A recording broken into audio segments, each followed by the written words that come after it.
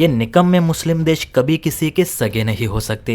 यह आज कतर ने साबित कर दिखाया। यही कारण है कि आज इन शेखों की ये हालत है कि आपस में ही लड़ मर रहे हैं और भारत समेत दुनिया इनका तमाशा देख रही है। आप सभी जानते हैं कि कतर पहले से ही एक भारत विरोधी देश रहा है। इस देश की सरकार और लोग समय समय पर भारतीय कार्यों की आलोचना करते आए हैं, खासकर जब भारत किसी ऐसे देश का साथ दे रहा हो जो OIC के खिलाफ कार्यवाही करता हो या पाकिस्तान की धुलाई कर रहा हो। कतर हमेशा भारत की आलोचना ही करता रहा है, जबकि कतर ये बात भूल चुका है कि कतर गैस बेचकर जो मोटा पैसा कमा रहा है उसमें भारत की हिस्सेदारी भी बड़ी है, क्योंकि जापान और चाइना के बाद भारत ही कतर का सबसे बड़ा LNG इंपोर्टर देश बताया जाता है। और कतर से अगर भारतीय लोगों को वापस बुलाए जाए ना तो कतर में काम करने के लिए कोई नहीं बचेगा। इसके बावजूद आज कतर ने भारत की खुलेआम आलोचना की। किस लिए? तो भारत ने ईरान को कुछ मेडिसिन मुहैया की।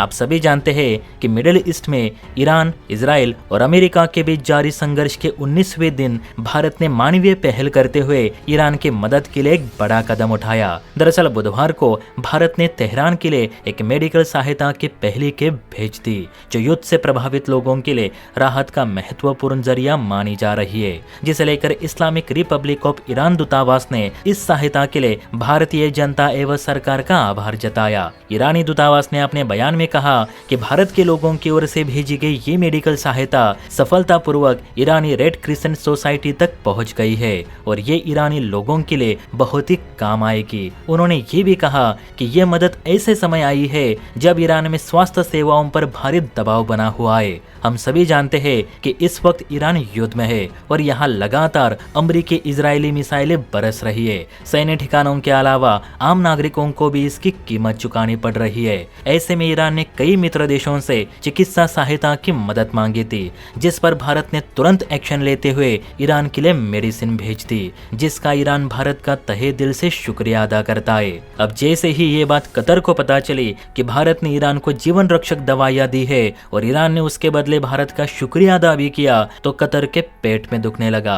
दरअसल कतर के विदेश मंत्री शेख मोहम्मद बिन अब्दुल रहमान अल थानी ने भारत की इस मदद का विरोध किया है। देखिए, रिपोर्ट में बताया जा रहा है कि भारत ने ईरान को मेडिकल सहायता भेजकर कतर के उन लोगों का अपमान किया जो ईरानी हमले में मारे गए। ईरान इस वक्त पूरे अरब वर्ल्ड का दुश्मन बन चुका है और भारत उसे ही जीवन रक्षक दवाइयां देकर इस युद्ध के लिए उसे तरोताजा कर रहा है। यह सच में अफसोसजनक बात है। भारत को याद होना चाहिए कि ईरान ने कतर का कितना नुकसान किया है, हमारे कितने गैस प्लांट उड़ा दिए। ऐसे आतंकी देश को भारत मदद करना बंद करे, वरना भारत जो हमसे गैस खरीद रहा है हम वो भी देना बंद कर देंगे।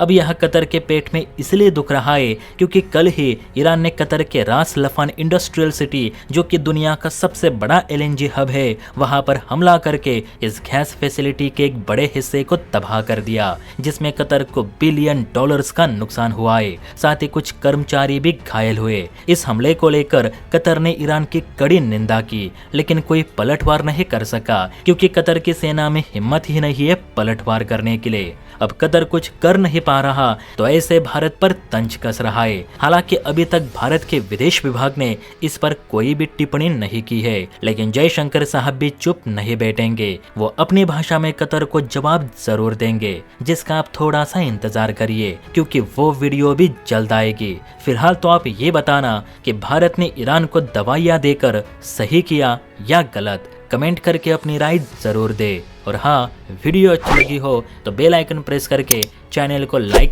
एंड सब्सक्राइब जरूर करें। जय हिंद।